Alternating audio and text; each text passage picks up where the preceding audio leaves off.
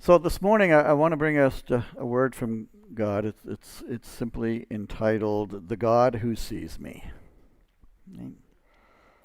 I am very aware that Mother's Day is not easy for some people. Every year, I will talk to somebody who will say, "I wrestle with whether or not to come," and it's all for good reasons. So if you're one of those moms, thanks for coming, because there are lots of reasons why this can be a painful day, whether it's your mom uh, or your kids or whatever it might be. Now, a lot of us here are not mothers, and for most of us, it's because you're a guy. In others, it's by choice, and others not by choice, which is why it can also be a very painful day. But we were all once children, right? And children love to be watched. I bet maybe you said to your mom, "Look at me," you know, it's some goofy thing you were doing. And let's admit it, we all did goofy things, right? It's just, we all know what it's like as a child waiting to be seen by our parents. So for you who are moms, do you ever wonder if you're seen? I think that kind of goes back to some of that video, you know. You ever get to the point where you begin to think you're invisible? Nicole Johnson written this beautiful article. It's called "I Am Invisible." I'm just going to read a part of it. She says, "It all began to make sense. The blank stares, the lack of response, the way one kid will walk into the room while I'm on the phone and ask to be taken to the store. And inside I'm thinking, can't you see I am on the phone?" Right? It's obviously not. No one can see if I'm on the phone or cooking or working or even standing on my head in the corner because no one can see me at all. I am invisible. Some days I'm only a pair of hands, nothing more. Can you fix this? Can you tie this? Can you open this? Some days I'm not a pair of hands. I'm not even a human being. I'm a clock. And asked, "What time is it?" Or I'm the satellite guy to answer, "What channel is the Disney station on?" Or I'm a cart to order, "Pick me up around 5:30, please." I was certain that these were the hands that once held books and eyes that studied history and a mind that graduated. But now they had all disappeared into the peanut butter, never to be seen again. Isn't that wonderful? Yeah. Good writer. But you ever feel like that? I want to look at the Bible today at a story of a mother and a child to explore a truth that's relevant to all of us. Okay, you don't have to be a mom today on this Mother's Day, but on this day in particular, I want to remind our moms of this truth, especially if you feel like you're disappearing into the peanut butter. Okay, the story is from the book of Genesis, and it's about a mother and a child who are basically misunderstood. But let me just set the stage for this, all right? It begins with the story of Abraham and Sarah, who are not yet Abraham and Sarah. They're Abram and Sarai, okay? And God, if you know the story, God promised Abraham that he would be the father of a great nation. They had no children yet, and they're getting older in years. So, sometimes when even if God has made a promise and it's just taking forever, it's not, because we like God to work in our time, not in his.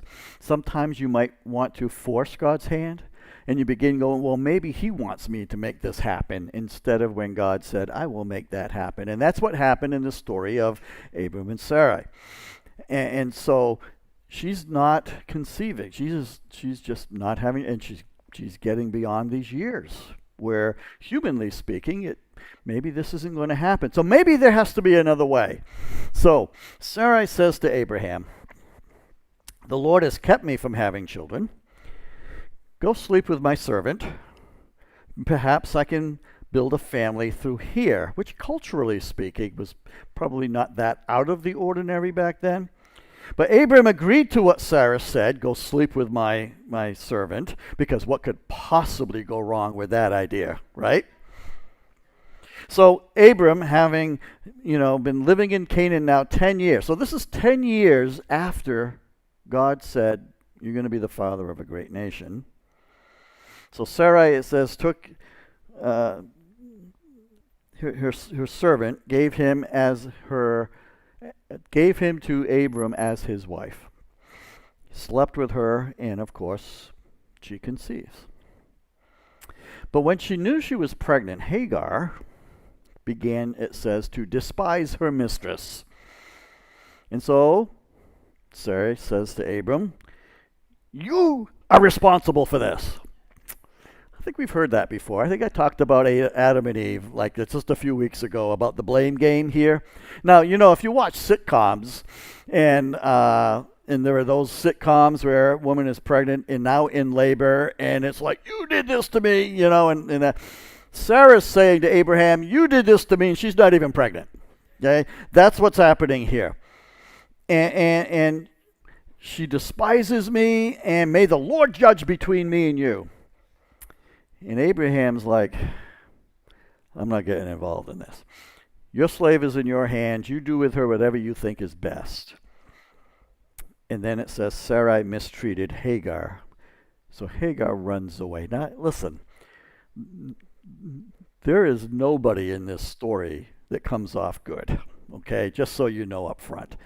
The wonderful thing about that is that's not always God, everybody has their faults, right? We are all fallen somehow, and probably some of the best characters in the scripture we know have some shady things in their past. But there's nobody in this story that comes off looking great. Just want you to know that, except God, of course. So I'm going to pick up the story here. I'm going to have the words will be up on the screen, right? So Hagar is running away. She's pregnant.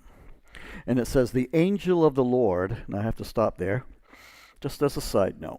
In the Old Testament, there is that phrase, the angel of the Lord, which is different, it seems, than, and an angel appeared to her. That title, the angel of the Lord, many believe, is what we would call a pre-incarnate Christ.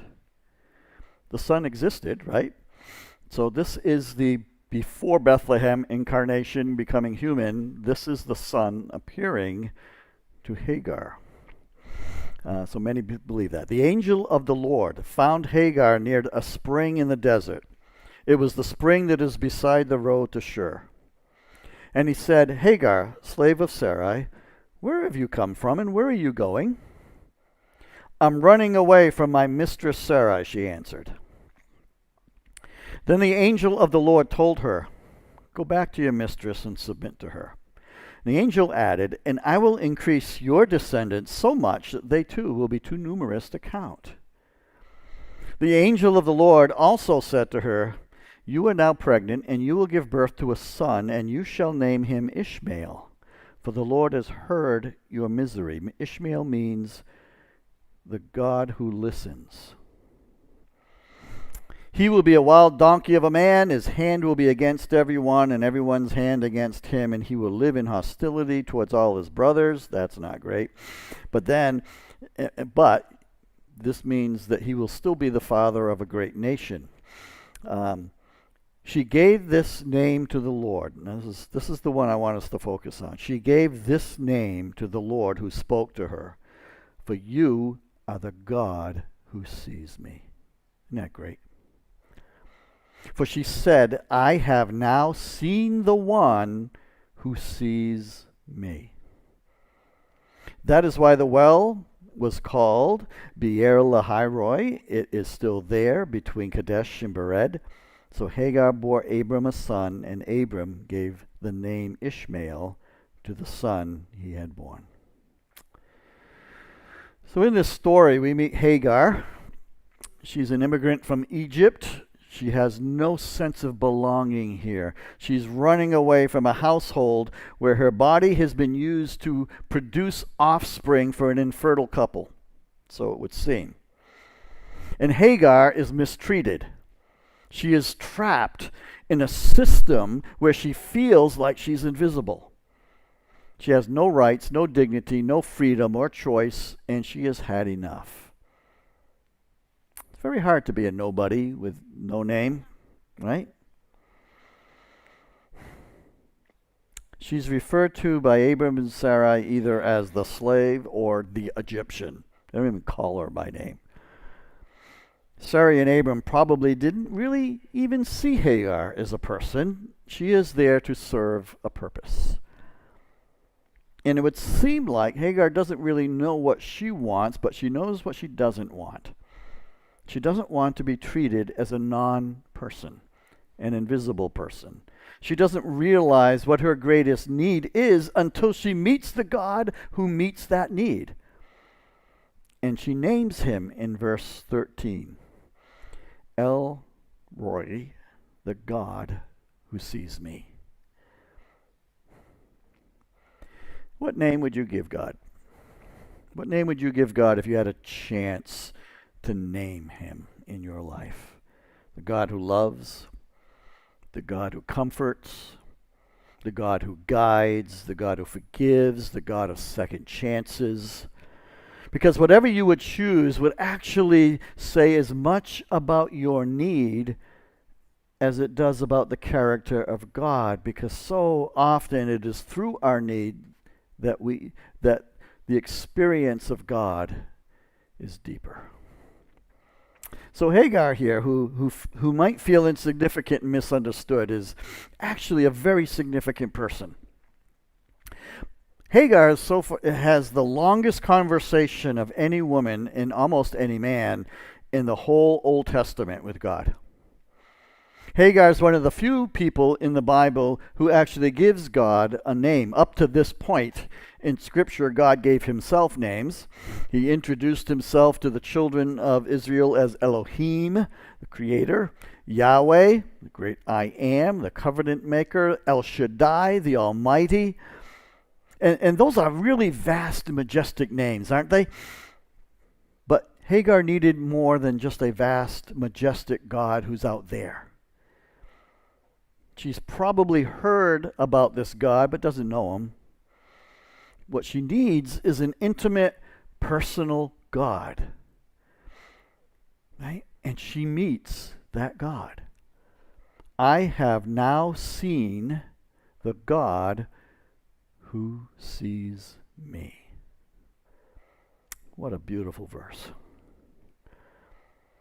So let's just take a moment looking at the importance of that statement. I have now seen the God who has seen me. What difference does that make in our lives? Right? Does it make any difference at all to know that we have a God who sees us? Right? What difference does that make as a mom or a dad or a man, as a woman, as a young person, a student? God sees you. In fact, turn to somebody and tell them, God sees you. Go ahead and do that.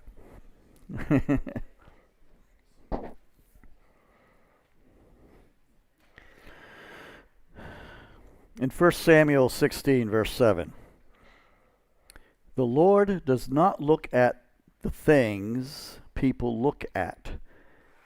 People look at the outward appearance, but the Lord looks at the heart. So what does God see when he sees you? See? Because we are misunderstood, aren't we? A whole lot of times, because people just see the outside.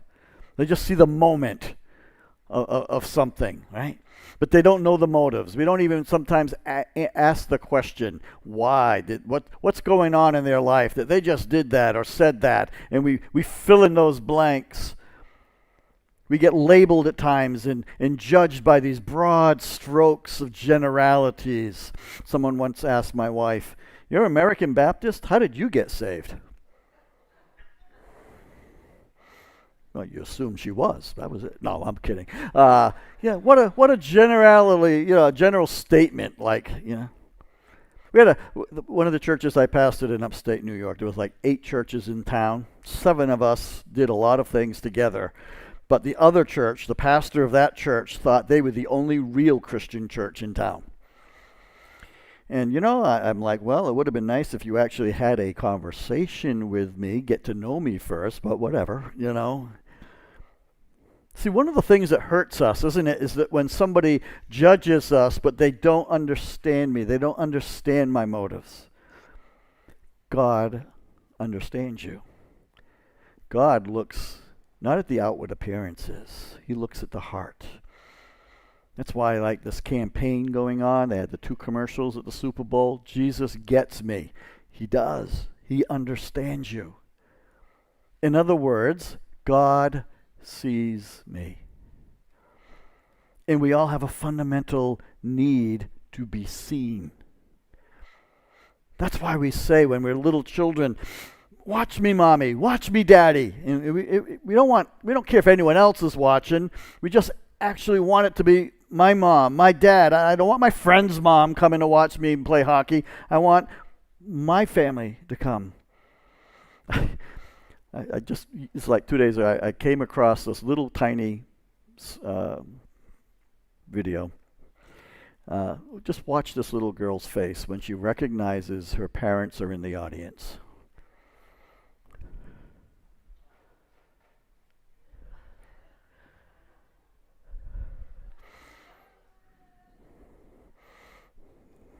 Isn't that amazing? William Tamius said, you don't really understand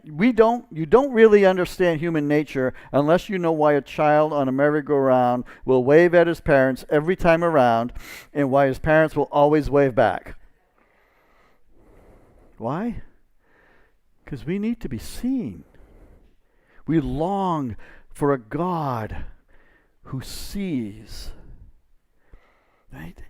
And what difference does that make to us? It makes all the difference in the world, because to be seen is to be significant. So God tells us in Psalm 139, verse 16, before I formed you, I saw you.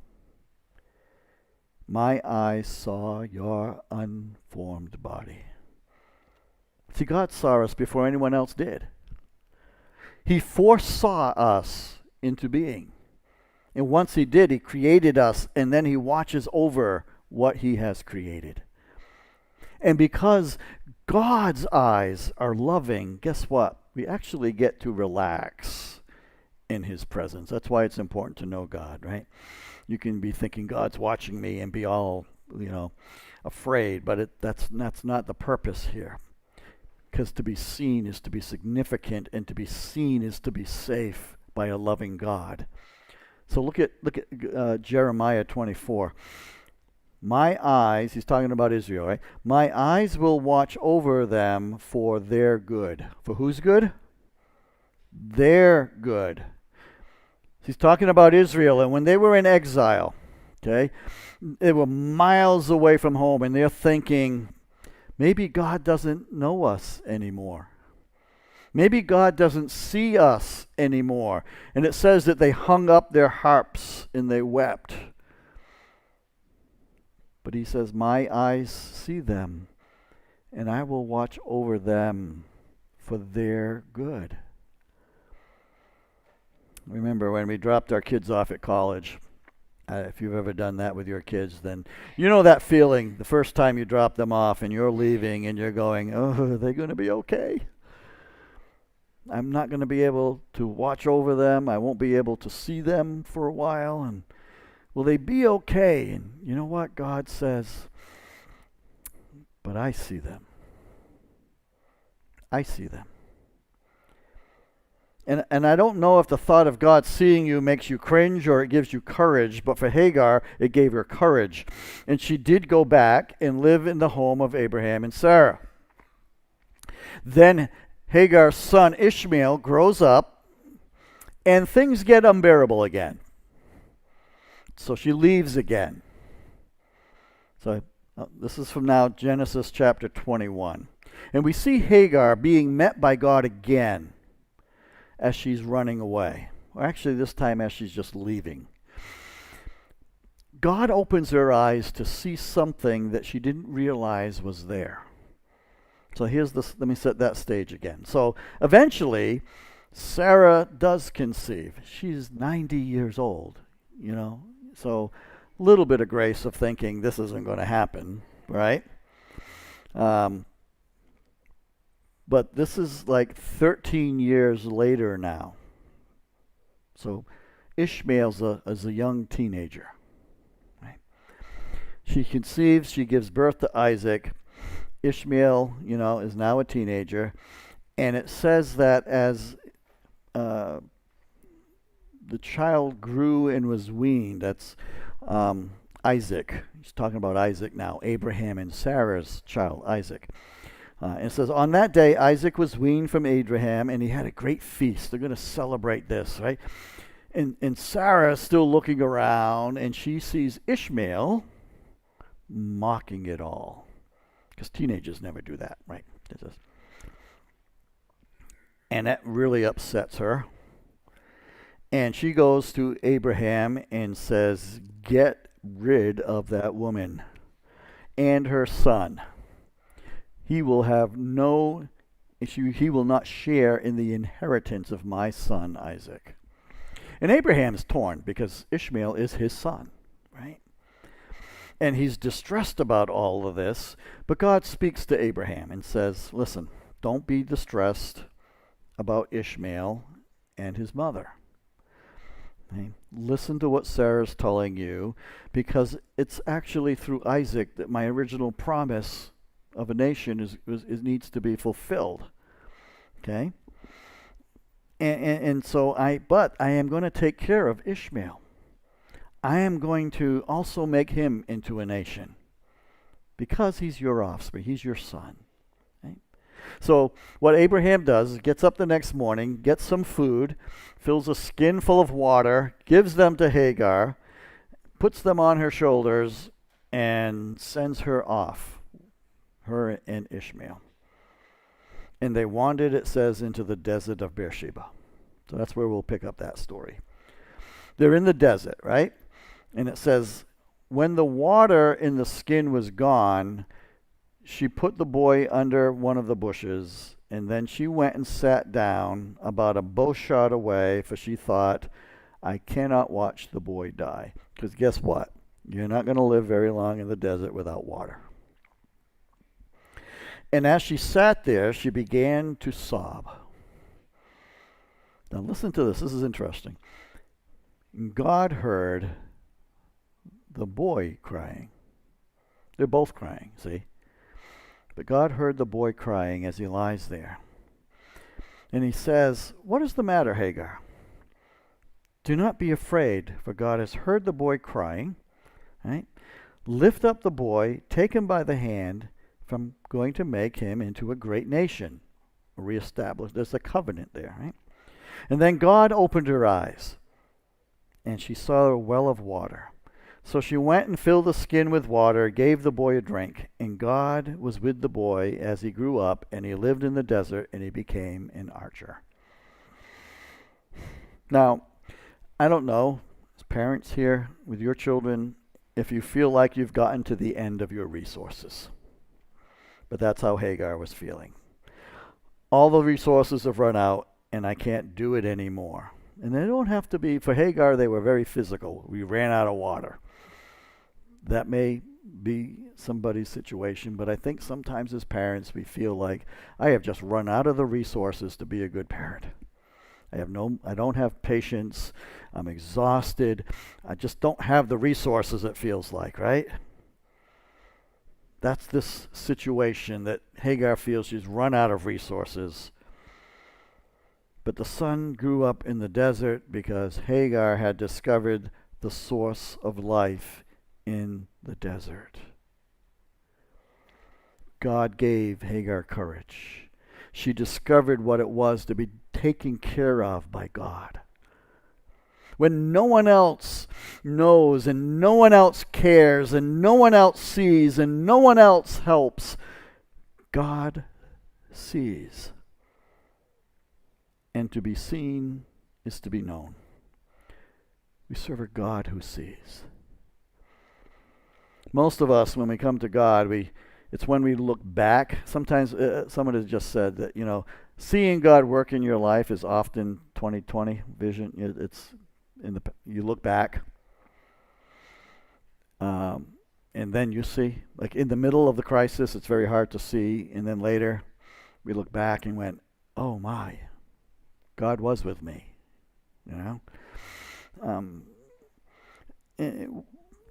So we worship a God that sees, right? And what difference does that make in our lives? Let me put it as plainly as I can. It makes absolutely no difference that God sees you if you're not looking back. Okay? Unless you actually meet his gaze in your life. I have now seen the God who sees me, is what Hagar said. How life-changing is it to go into every single day knowing I recognize the God who sees me? In Psalm 32:8 it says, I will instruct you and teach you in the way you should go. I will counsel you with my loving eye on you. I see you. And it means that God will guide us, right? Because he sees us. But that does no good unless I am actually looking back, because you're not going to see God's counsel if you're not going to look for it.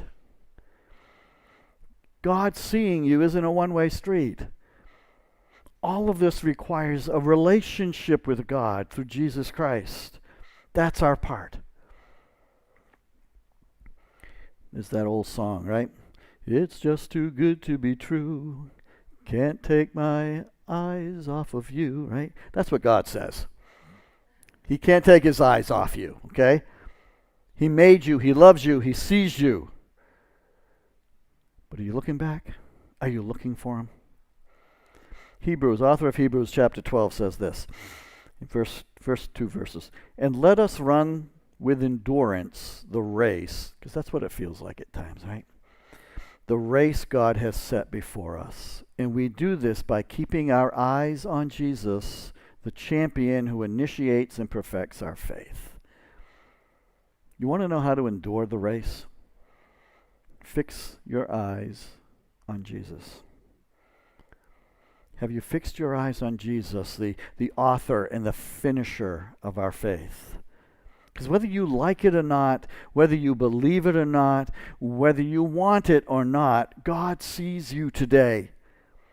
Right? God has revealed himself. Right? He's given us the best way to see God. You've heard me say it before. Go to the scriptures. It is the word of God. It's how this whole story that we're talking about is in his word, right? It's the one that tells us God sees us. So look back with eyes of faith. Right?